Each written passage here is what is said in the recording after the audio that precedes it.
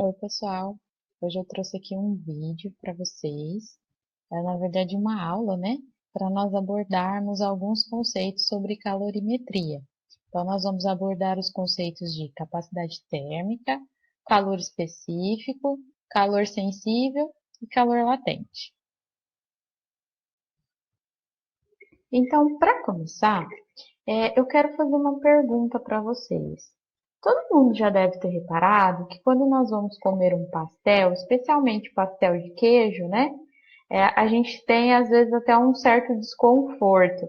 Porque às vezes a gente vai comer ali o pastel, dá aquela mordida e a gente percebe que a massa não nos causou nenhum problema, mas às vezes o queijo está quente demais e pode até nos queimar. Por que será que isso acontece? Mas por que que o queijo pode queimar a nossa boca enquanto a massa não? E aí, pessoal, o que que vocês acham que acontece?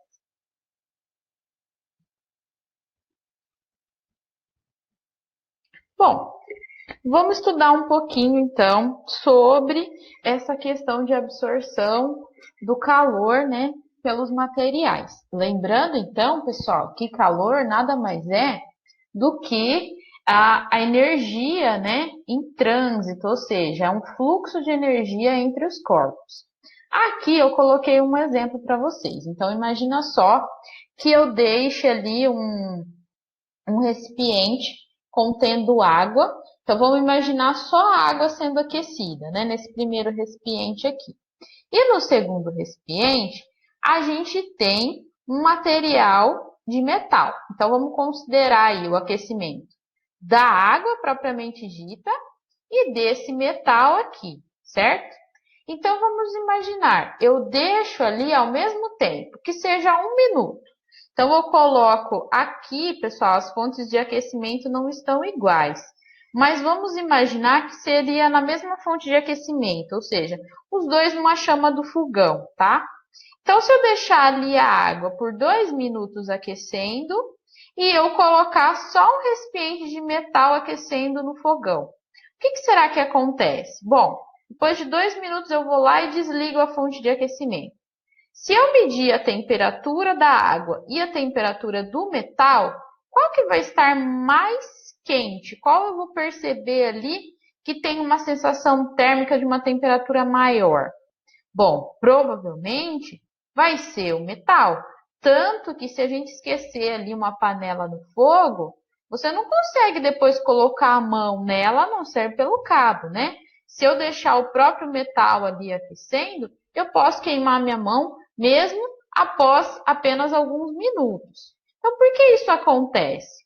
Vocês já devem estar aí pensando que a absorção de energia, tanto pela água quanto pelo metal, elas são diferentes. E de fato é.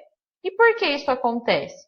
Devido à estrutura atômica. Bom, eu estou falando da água no estado líquido e eu estou falando do metal no estado sólido. Então, essas partículas no estado sólido do metal, elas tendem a vibrar muito mais. Quando elas vibram muito mais, elas absorvem mais energia e o que acontece com a agitação aumenta também, aumentando a temperatura. Então, pessoal, existe uma grandeza que relaciona a absorção de energia pelos materiais. E essa grandeza é chamada de capacidade térmica.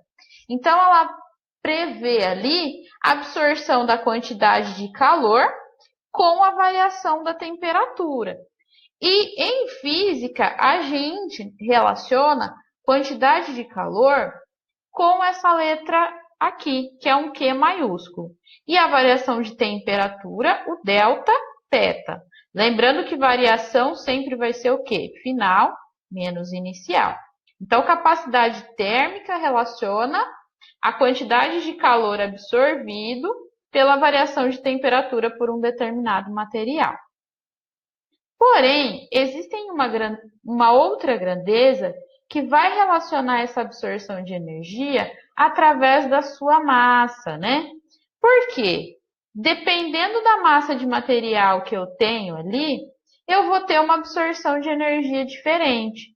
E essa grandeza é chamada de calor específico. Então, o calor específico, ele pode ser definido como a quantidade de calor necessária para variar em 1 grau Celsius a temperatura de 1 grama de massa.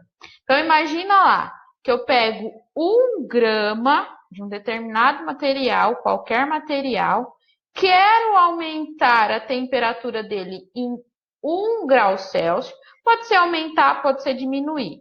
Ou seja, eu preciso apenas variar.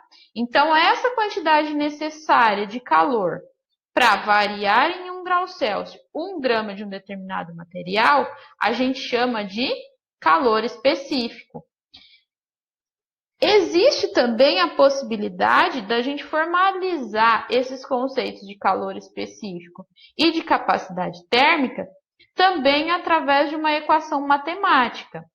Essa equação matemática diz que o calor específico é a razão entre a capacidade térmica de um corpo e a sua massa, dependendo da constituição de cada material. Pessoal, como eu falei lá no início, o exemplo do pastel, né? Eu dei o exemplo para vocês entre a massa e o queijo do pastel.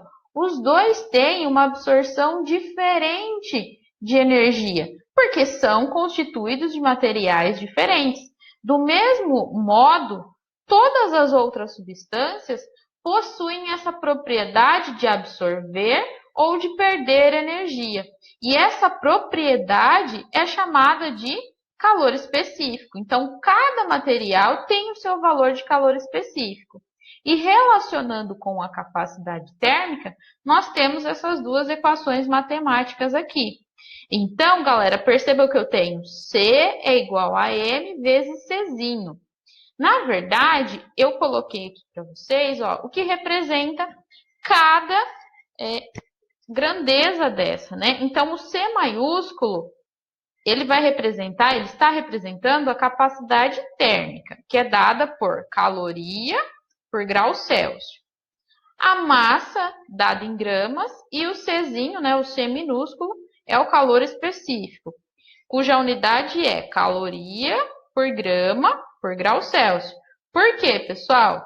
Porque calor específico é a quantidade de energia em calorias necessária para elevar em 1 grama de qualquer material, variando 1 grau Celsius da temperatura, correto?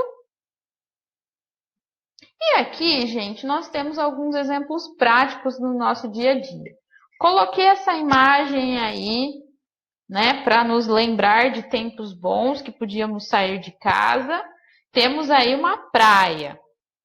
Aqui, todo mundo que conhece a praia, né, já deve ter notado um fenômeno curioso que acontece.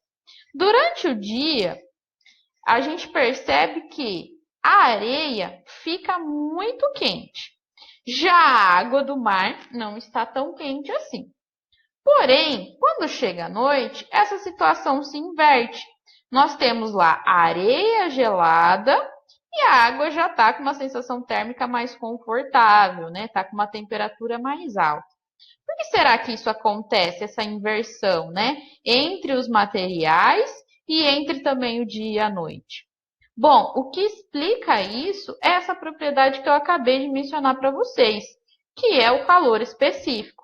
Então, aqui eu trouxe uma tabela para relacionar os valores que a gente tem aqui. Bom, só para falar, né, para explicar esse exemplo da praia, vocês analisem aqui comigo. Olha, a água tem calor específico de 1 caloria por grama por grau Celsius.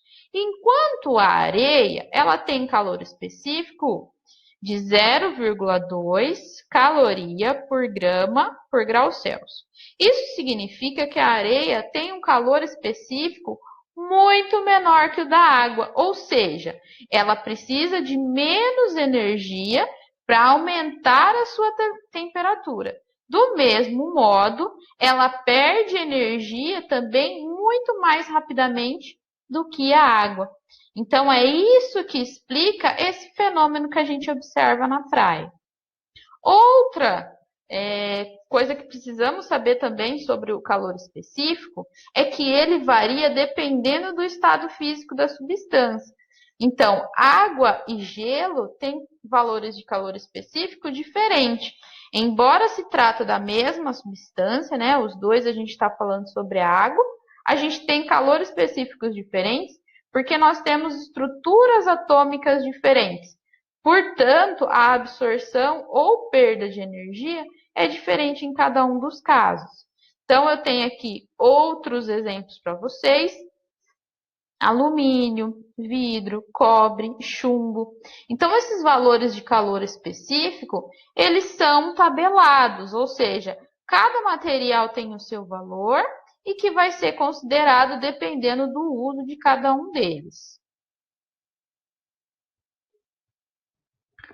Porém, nós podemos ter alguns efeitos da absorção ou perda de energia por cada material. Então, eu coloquei aqui duas imagens para vocês. Então, eu posso ter aqui, ó, se eu deixar um cubo de gelo dentro de um copo ali fora da geladeira, o que vai acontecer com esse cubo de gelo depois de um tempinho? E se eu colocar um determinado material para aquecer?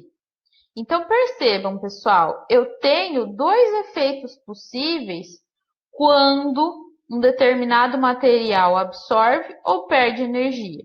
Eu posso ter a mudança de estado físico, que é o que está acontecendo aqui com o gelo, né? Ele está passando do estado sólido para o estado líquido. Ou eu posso ter apenas a variação da temperatura. Então, se eu deixar aqui um metal numa fonte de aquecimento, é o que acontece ali com a panela, né? Se eu deixar a panela ligada, com o fogo aceso ali no fogão, ele não vai mudar o estado físico. Vai fazer o quê? Só vai variar a temperatura. Então, quando a gente tem esses dois, como nós temos esses dois efeitos, nós podemos classificar esses efeitos como sendo de calor sensível, que o calor sensível, ele acontece quando há alteração da temperatura de um corpo, ou seja, se ele perde ou ganha energia térmica. Então, se eu só estou variando a temperatura, o que eu tenho ali acontecendo é o calor sensível, que é o que aconteceu nesse exemplo aqui daquela figura inicial. Para o calor sensível, nós podemos também formalizá-lo através de uma equação matemática. Essa equação matemática, ela é carinhosamente chamada de Q-macete. Então, eu tenho Q representando a quantidade de calor, que é dada em caloria, que é igual a massa, dada em gramas, multiplicado pelo calor específico do material que está naquela situação, multiplicado pela variação de temperatura. Então, aqui, ó, quantidade de calor, que é o quê? Dado em calorias, variação de temperatura, delta θ, né? Lembrando que é sempre a temperatura final menos a temperatura inicial. Massa dada em gramas e o calor específico dado em caloria por grama por grau Celsius. Então, calor sensível eu tenho quando há alteração da temperatura, ou seja, só aumentou ou só diminuiu a temperatura de um corpo, certo? Agora, no caso lá do gelo que eu falei para vocês, eu tenho ali a mudança de estado físico. Então, na verdade, o que está acontecendo é que eu tenho ali uma quantidade de calor latente.